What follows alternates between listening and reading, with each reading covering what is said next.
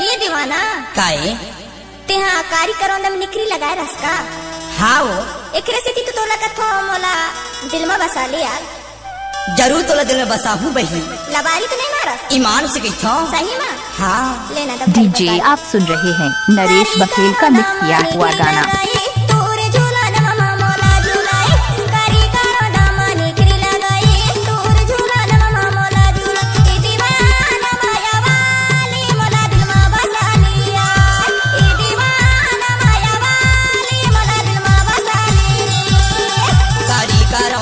निखरी लगाए मोर झूलन मा तोला झूलाए कारी करौंदा माँ निखरी लगाए मोर झूलन मा तोला झूलाए ए दीवानी माया वाली तोला दिल मा बसा ए दीवानी माया वाली तोला दिल मा बसा। डीजे नरेश बखेल जमगांव स्कूल टोला वाले।